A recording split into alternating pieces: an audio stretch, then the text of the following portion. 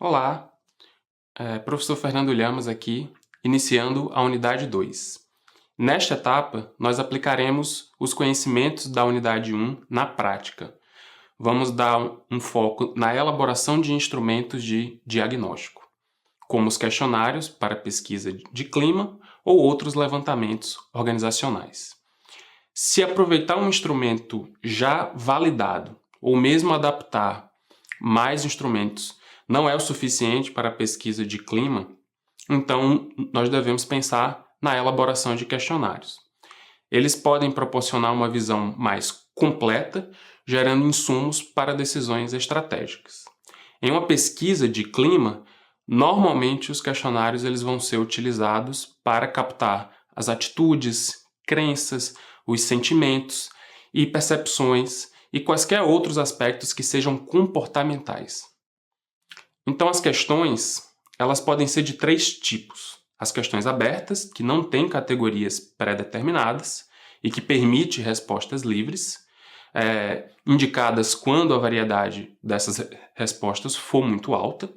As questões fechadas, que têm categorias ou escalas que já são pré-definidas para a escolha. Elas são ótimas para quantificação e para uma análise mais objetiva, e é o tipo mais utilizado. E nós temos as semi-abertas, que elas vão combinar as categorias aberta e a fechada com a opção de incluir outras respostas ou observações, como, por exemplo, quando a gente inclui a categoria outros e pede para especificar. Além da elaboração dessas questões, nós temos algumas decisões que são cruciais a serem tomadas antes de coletar. Ok, nós já entendemos a importância de fazer a pesquisa de clima, mas a decisão sobre o que medir e quais são os critérios a utilizar é central na avaliação e abrange tanto os aspectos quantitativos quanto qualitativos. Vejamos os principais elementos a serem avaliados na hora de tomar essa decisão do que avaliar. A primeira coisa, os canais. Se vai ser uma pesquisa online ou presencial. O online é mais barato, mas a taxa de resposta tende a ser menor. O texto inicial e a abordagem. O tom e a extensão da carta de apresentação vão influenciar muito na taxa de resposta. O terceiro ponto é a estrutura. Definir o número e o tipo predominante das questões, se vão ser mais abertas ou semi-abertas ou fechadas. A plataforma e a necessidade de anonimato também é crucial para preservar a identidade do respondente. As questões de filtro também podem ser utilizadas para direcionar o respondente por um caminho. Quarto ponto, as instruções. Elas devem ser claras, autoexplicativas, para garantir o entendimento das perguntas. E o quinto ponto, o incentivo. Será que devemos oferecer recompensas, sejam monetárias, materiais ou até um feedback individual? Isso pode aumentar a participação.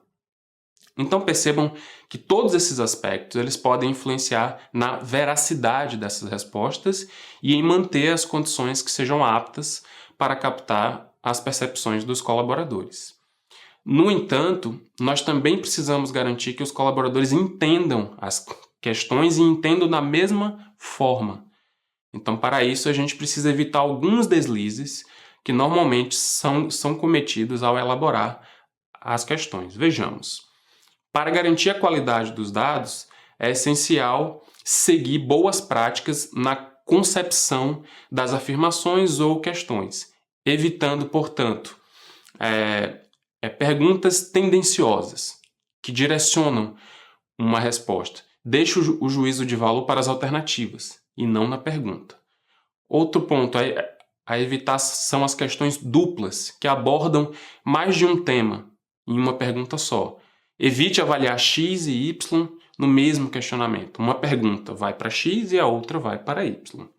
Evite assuntos desconexos. Dentro de uma questão, não é interessante colocar os jargões, abreviações, gírias, palavras incomuns que podem não ser compreendidas por todos.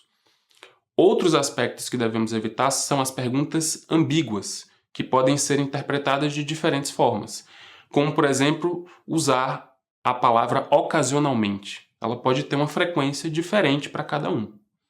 E, por fim, evite as perguntas hipotéticas, que podem criar dilemas falsos ou irrelevantes. Se você insere uma situação de fantasia, dificilmente essa questão vai te ajudar a tomar uma decisão no mundo real.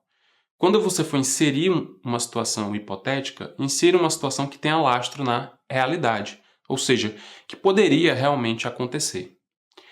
E chegando ao final desta unidade, você vai estar apto a planejar todos os elementos de um instrumento diagnóstico para uma pesquisa de clima organizacional. E também vai estar apto a elaborar as questões que, após a coleta e análise, vão gerar bons insights e melhores decisões. Até lá!